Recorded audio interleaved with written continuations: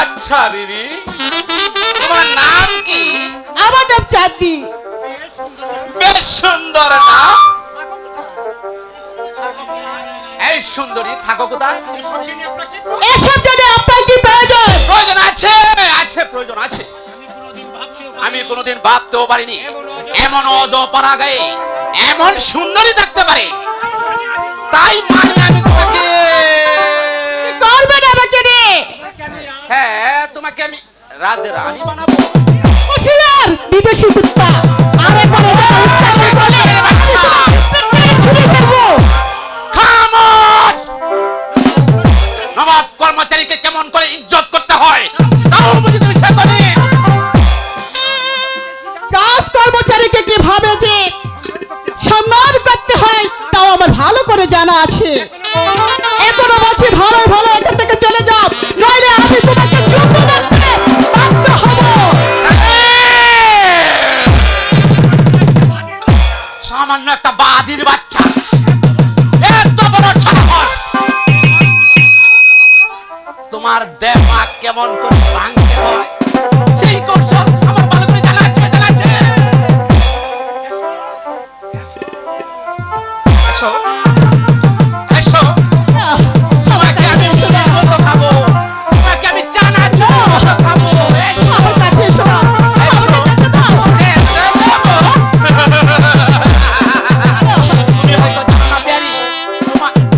আমার হাত থেকে বাঁচানোর মতো আজ এই প্রাসাদে কেউ আসবে না।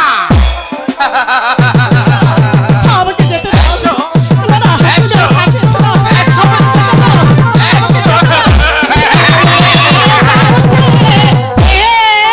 দাও সে মাগো,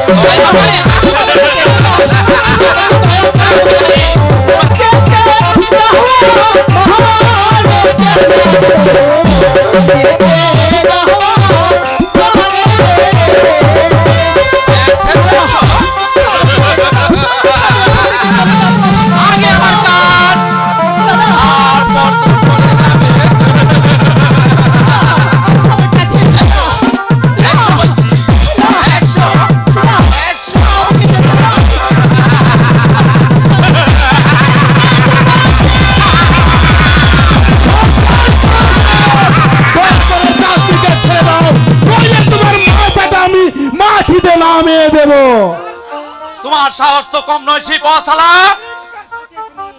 জালিমকার সাথে তুমি যুদ্ধ করতে এসেছো, তাহলে যে তোমাকে নির্ঘাত মারতে হবে সেই ভয় আমার নেই নবাবের গোলাম। আমার চোখের সামনে আমাদের মা বোনদের ইজ্জত নিয়ে চিনিমিনি খেলবে, আর তা আমি নীরবে সহ্য করবো, তা হবে না শয়তান। আমি তোকে হত্যা করে এই নারী প্রতিশোধ নেব।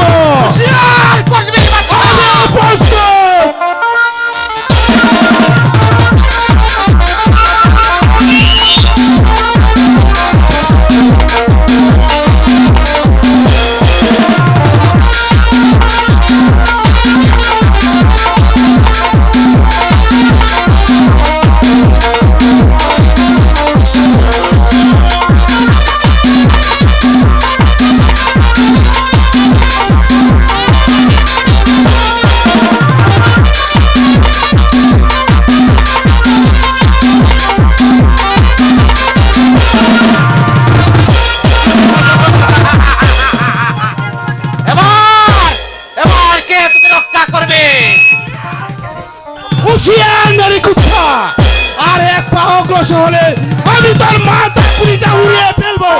অস্ত্র ফেলে দে বলছি, অস্ত্র ফেলে দে বলছি।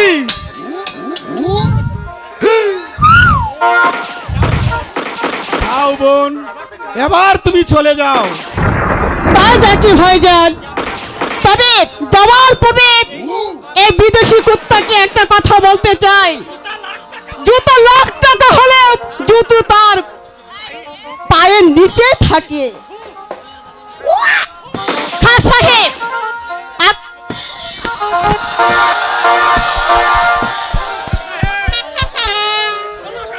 শুনো খান সাহেব, যাবার পূর্বে তোমাকে একটি কথা স্মরণ করে দিয়ে যাচ্ছি। পুনরায় যদি কোনো নারীর দিকে কামনা দৃষ্টি নিয়ে তাকাও, তাহলে আমার হাত থেকে কিছুতেই রেহাই পাবে না। এই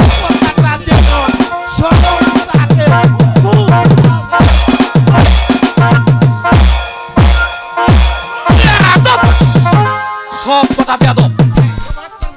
এই নবাব কর্মচারীকে কেমন করে ইজ্জত দিতে হয় তা ওরা শিখেলি। আগে বেয়াদব গুলোদেরকে শাস্তি করে নেই, তারপর বুঝবে এই জালিম কার আসল রূপ। এই তামাম ইন্দ্রপুরকে জ্বালিয়ে পড়বে, কবরস্থানে পরিণত করব। তবে আমার নাম খানে খানম মির্জা মোহাম্মদ জালিম কা।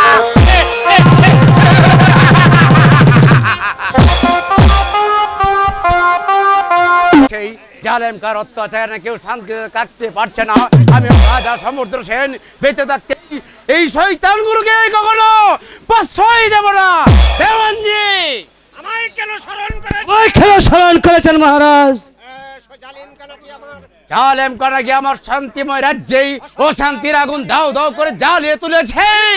আমিও তো তাই শুনেছি মহারাজ, আমিও তো তাই শুনেছি। আমি ভেবে পাচ্ছি না তারা রাজকর আদায়ের নামে কেন এমনি ভাবে অকথ্য নির্যাতন চালিয়ে যাচ্ছে এবং প্রজাদের উপরে দিনের পর দিন চাবক চালিয়ে যাচ্ছে।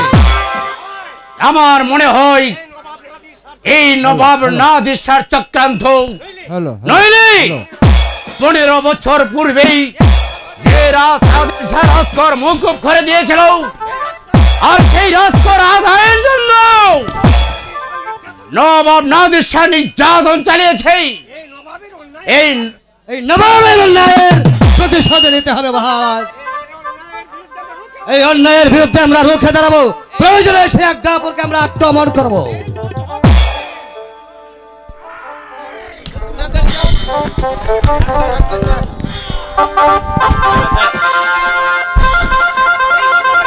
আদিল শাহ মৃত্যুর পর যে সুলতান মাহমুদের কাছে এই অদমের প্রণাম গ্রহণ করুন মহারাজ। বলো কি চাই? বিচার চাই মহারাজ, বিচার চাই। বিচার? কার বিচার? কিসের বিচার? একটা বিদেশি জানোয়ারের। কে সেই জানোয়ার? জালিম খা। জালেম খা। কিন্তু তার অপরাধ সেই তাদের ইজ্জত নষ্ট করতে উদ্যত হয়েছিল। আমার স্ত্রী বাধা দিতে গেলে তাকে মেরেছে চাবুক। এত বড় শ্রদ্ধা! আমার আশ্রিতা চাঁদনির ইজ্জত লুটে নিতে চাই, আমার এই প্রজারি ব্রাহ্মণের স্ত্রীকে মেরেছে চাবুক। না, আমি সেই অত্যাচার কিছুতেই বরদাস্ত করব না। এর শাস্তি জালিম কার পেতেই হবে। আমরা সেই জানোয়ারটাকে খুঁজতে দিতে পারি না, ইন্দ্রপুরের মাটিতে খুঁজে দিতে পারি না। পারতাম দেওয়ানজি, ভাগ্যিস সেদিন আমি বাড়িতে ছিলাম না, নইলে যে শয়তান সকিনার গায়ে হাত দিয়েছে, প্রতিমাকে চাবুক মেরেছে, তাকে আমি মায়ের হাতের খড়গ দিয়ে হাত দুটো কেটে এই নবাবের দরবারে পাঠিয়ে দিতাম। সামান্য বাজির বাচ্চারা আপনাকে একটা কথা বলে যাই নবাব সাহেব, ফের যদি সেই কামান্দ লম্পট এই দেশে কোনো নারীর দিকে কামানোর দৃষ্টি নিয়ে তাকায়, তাহলে তাকে এমন শাস্তি আমি দেব যা দেখে সারা দেশের মানুষ আতঙ্কে শিউরে উঠবে। আচ্ছা চলি মহারাজ, নমস্কার। সামান্য বাজির বাচ্চারা নবাব কর্মচারীকে করবে বেজ্জতি। কি হলো নবাব সাহেব? নবাবের সিপাহসালারকে বলে কিনা জানোয়ার।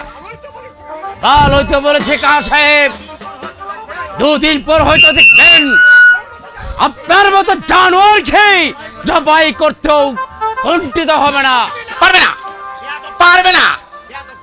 বেয়াদব চাষাগুলোকে লাথি মেরে ওদের মুখ ভেঙে দেব।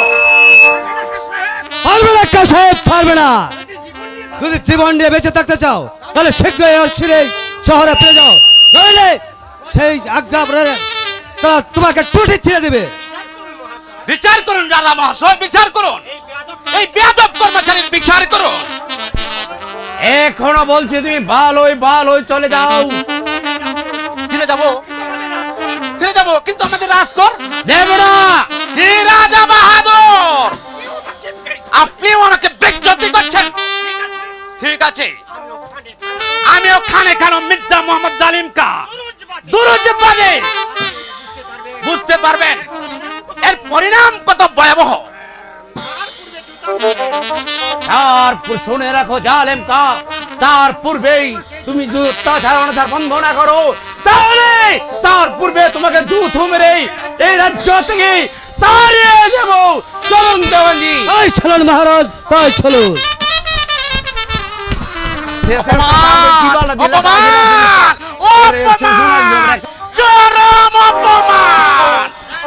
রাজধানীতে ফিরে যদি এই বেজ্জতির অপমানের প্রতিশোধ দিতে না পারি, তাহলে বিদায় আমার নাম খানে খানম মির্জা মোহাম্মদ জালিম কা।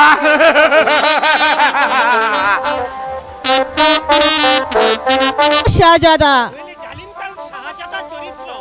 নইলে জালিম কার শাহজাদা চরিত্র এত এত আলাদা হবে কেন? আমার মনে হচ্ছে সে নিয়ে আসবে স্নেহের ভান্ডার, শূন্য করে দিয়েছে। না না, শাহজাদা বলবে, চাঁদনি তুমি প্রতিদিন আমার জন্য একটি করে মালা গেঁথো। তবে কি শাহজাদা আমাকে দুধ চাই? আমি কি ভাবছি, এই যে শুধু আমার মনের কল্পনা, এই যে কোনোদিন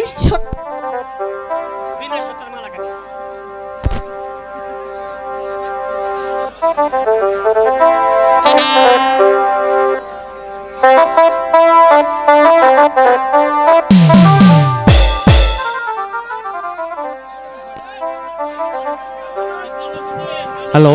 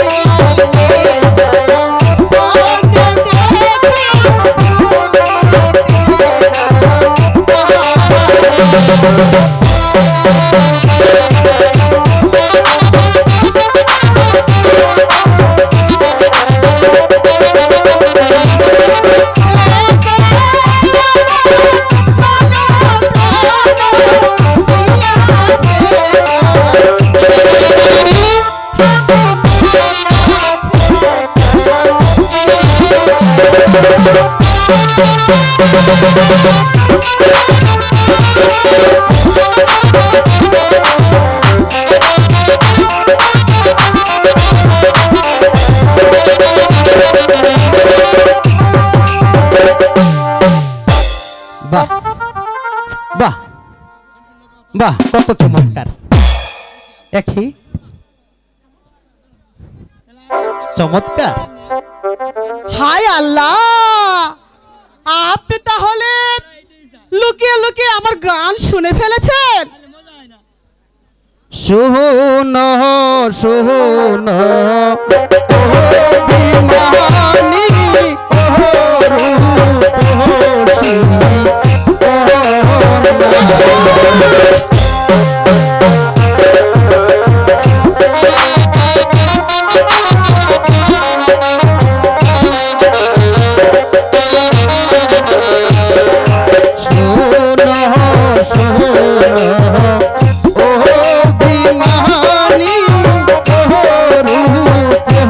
Oh,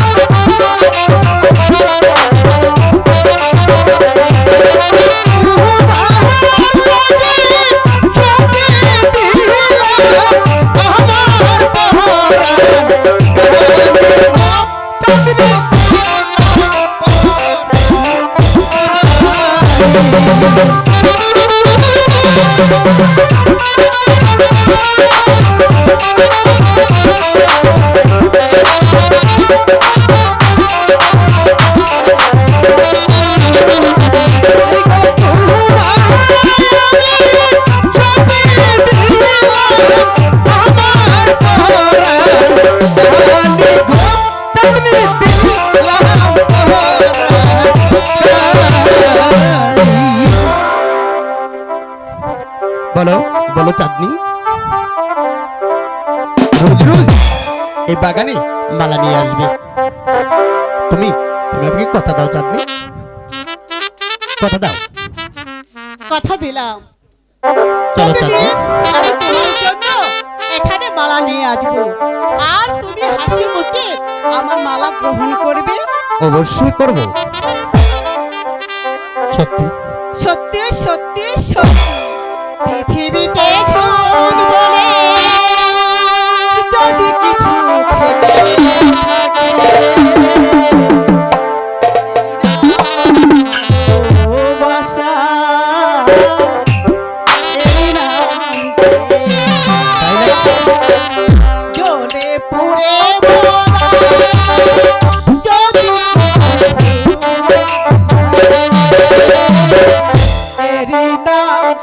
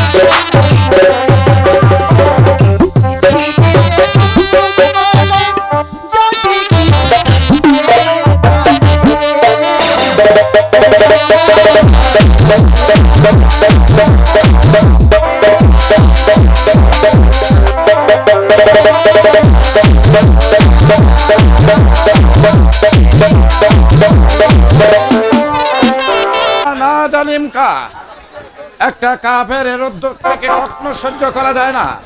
যার অনুগ্রহে সে আজ ইন্দ্রপুরের সিংহাসনের প্রতিষ্ঠিত, তার কর্মচারী কি করবে বেজ্জতি? আমি কিছুতেই সহ্য করব না। শাহজাদা মুরাদের জন্যই তো রাজকর আদায় করা সম্ভব হলো না জনাব। শুনো জালিম কা, তুমি আবার ফিরে যাবে ইন্দ্রপুরে। যে প্রজারা তোমাকে বেজ্জতি করেছে তাদের ঘর বাড়ি জ্বালিয়ে পুড়িয়ে ছারখার করে দেবে। তারপর বেদব সমুদ্র সেনকে বন্দি করে নিয়ে আসবে আগ্রাপুরে রাজদরবারে। আর শাহজাদা মুরাদ যদি বাধা দেয় তাকেও তুমি গ্রেফতার করে নিয়ে আসবে। তাই হবে জনাব, তাই হবে। আমি শুধু আপনার হুকুমের অপেক্ষায় ছিলাম। শয়তান সমুদ্র সেদিন রাজ দরবারে বসে তুমি আমাকে অপমান অপমান, এবার দেখবে জালিম কারা আসল রূপ। এক রাতে তোমার ইন্দ্রপুরকে জ্বালিয়ে পুড়িয়ে কবরস্থানে পরিণত করব। তবে আমার নাম খানে খানো মির্জা মোহাম্মদ জালিম কা। ধীরে সিপাহ সালার ধীরে। ইন্দ্রপুরে যাবার পূর্বে আপনার এই মূল্যবান মাথাটা আগ্রাপুরে রেখে যাবে। কি বলতে চান আপনি? এতই যদি আপনার সত্যি, তবে রাতের অন্ধকারে চোরের মতো পালিয়ে এসেছেন কেন? দু চারজনকে সঙ্গে নিয়ে আসলেই পারতেন। জনাব, আপনার ভাই যদি এভাবে আমাকে বারবার অপমান করে তাহলে শুনুন কা সাহেব, এবার ইন্দ্রপুরে যাবার পূর্বে আপনার স্ত্রী সন্তানের কাছ থেকে শেষ বিদায়টুকু নিয়ে যাবেন। কারণ ইন্দ্রপুরের সাধারণ প্রজারা আপনার কবর তৈরি করে রেখেছে। ঠিক আছে, আমিও জালিম কা। এই বেয়াদব কমবক্তদের বুঝিয়ে দেব যে জালিম কেউ যদি জালিম কার কবর রচনার চেষ্টা করে তাহলে তাকে জীবন দিয়ে না খেসারত দিতে হয়। কথাটা মনে থাকে যেন। সুলতান মাহমুদ, তুমি দেখছি দিন দিন ধৈর্যের সীমা অতিক্রম করে চলছো। আমি জানতে চাই নবাবের কর্মচারীকে বেজ্জতি করার সাহস তোমাকে কে দিয়েছে? তার পূর্বে আপনি বলুন, একটা শান্তিময় রাজ্যে অশান্তির আগুন জ্বালিয়ে তোলার শিক্ষা আপনি কোথায় পেয়েছেন? তার পূর্বে বলুন। এর জবাব কি আমি তোমার কাছে দেব? নিশ্চয়। হ্যাঁ, আপনি দিনের পর দিন আপনার কর্মচারীকে দিয়ে প্রজা নিপীড়ন করবেন, আর তা দেখে আমি চুপ করে থাকবো? তা হতে পারে না ভাই সাহেব। জবাব দিন, একটা স্বর্গপুরীকে কেন আপনি নরক বানাতে চাচ্ছেন? সুলতান মাহমুদ, না না না না, অসম্ভব। একটা অপদার্থের কাছে নবাব নাদির শাহ তার কাজের কোনো কৈফিয়ত দিতে মুখেও রাজি নয়। তাহলে যে আপনার ধ্বংস অনিবার্য, পৃথিবীর কেউ রোধ করতে পারবে না। সুলতান মাহমুদ, বড় ভাই বেঁচে থাকতে যে ইন্দ্রপুরে রাজকর্ম উপভোগ করে দিয়ে গেছে, আপনি কেন জল্লাদ পাঠিয়েছেন তা আদায় করার জন্য? সে চিন্তা করবে নবাব নাদির শাহ তোমার মতন একটা বেখুবে নয়। অপদার্থ বলেই তো এই নবাব দরবারে কোনোদিন কোনো কিছু বলতে আসিনি, কিন্তু আজ বিবেকের তাড়না আসতে বাধ্য হয়েছি। বলুন ভাই সাহেব, বলুন, জবাব দিন, একটা স্বর্গপুরীকে কেন আপনি নরক বানাতে চাচ্ছেন? বলুন, জবাব দিন। তার জবাব কি একটা নির্বুদের কাছে দিতে হবে? তারা তো রাজকর দেয় নাই, উত্তরণ নবাব কর্মচারীকে করেছে বেইজ্জতি। ভালোই তো করেছে ভাই সাহেব। আমি হলে সেই জানোয়ারটাকে ইন্দ্রপুরের মাটিতে সুলতান মাহমুদ, এখনো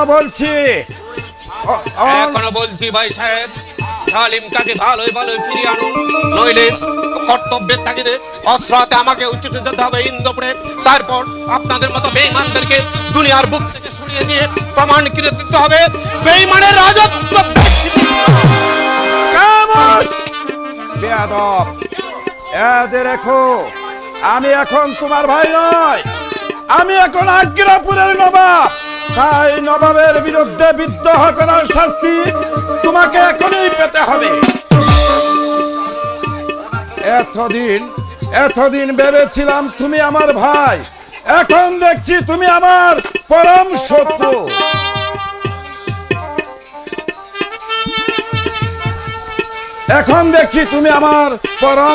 শত্রু।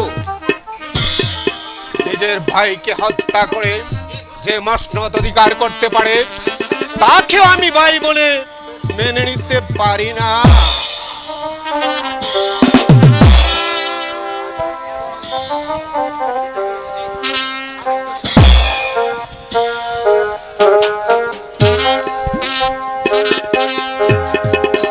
আমি তো মাথা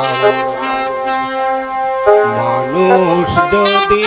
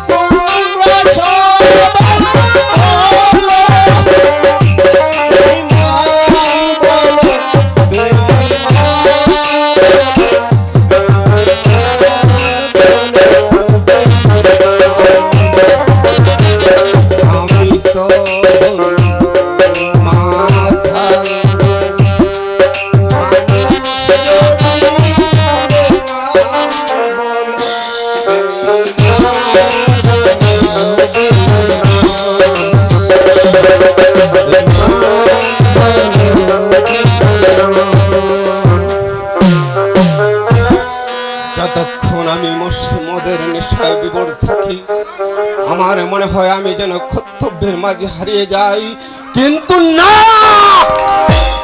এই সমাজকে আমি বিশ্বে তুলব, রাজ্যের দেহে ঢেলে দেব আমি লক্ষণাগ্নির তীব্র বিষ, ঘরে ঘরে তৈরি করব আমি সমাজ বিরোধী মাস্তান। এই জনজীবনকে আমি কত বিক্ষত করে দেব, যারা আমার ভাইকে সসম্মানে বাঁচতে দেয়নি তাদেরকেও আমি বাঁচতে দেব না, বাঁচতে দেব না।